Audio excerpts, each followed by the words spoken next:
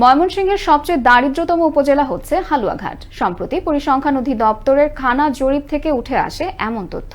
এদিকে বিশেষজ্ঞরা বলছেন, বছরের অধিকাংশ সময় অচল থাকা স্থলবন্দরকে পূর্ণাঙ্গ স্থলবন্দরের রূপ দেয়া, কারিগরি টেকনিক্যাল কলেজকে গতিশীল করলে দারিদ্রতম উপজেলা থেকে আধুনিক উন্নয়ন উপজেলায় রূপান্তর সম্ভব।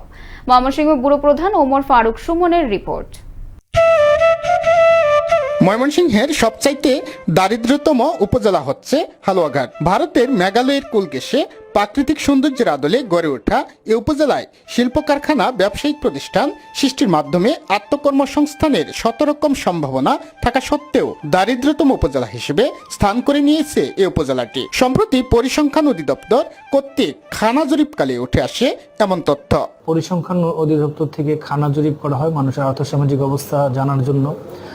তখন বোঝা যায় যে এই এলাকায় দরিদ্র পীড়িত লোকজনের সংখ্যাটা একটু বেশি। 357.61 বর্গ কিলোমিটার আয়তন বিশিষ্ট উপজেলায় মোট জনসংখ্যা প্রায় 3 লক্ষের কাছাকাছি। 164টি প্রাথমিক বিদ্যালয়, 27টি মাধ্যমিক বিদ্যালয়, 10টি কলেজ, 15টি মাদ্রাসা সহ বহু সরকারি বেসরকারি প্রতিষ্ঠান নিয়ে এ উপজেলায় মোট শিক্ষিতের হার শতকরা 57 জন। এত সম্ভাবনা থাকা সত্ত্বেও দারিদ্রতম উপজেলা হিসেবে চিহ্নিত হওয়ার নেপথ্যের কারণ হিসেবে সুশিক্ষাকেই দায়ী করেন সচেতন নাগরিকরা। মানুষ যেহেতু পড়াশোনা কম, অশিক্ষিত, কম শিক্ষিত, যার জন্য তারা যে কৃষিকাজ করে, তো কৃষিকাজের ফলনটা ওইভাবে তারা তুলতে পারে না ঘরের মধ্যে। যখন কয়লার সময় ছিল বিগত 5-7 বছর আগে, অন্যান্য থানায় আমি মানুষদেরকে জিজ্ঞাসা করতাম যে ময়মনসিংহ অঞ্চলের কোন থানা সবচেয়ে বেশি রাজস্ব ইনকাম হয়।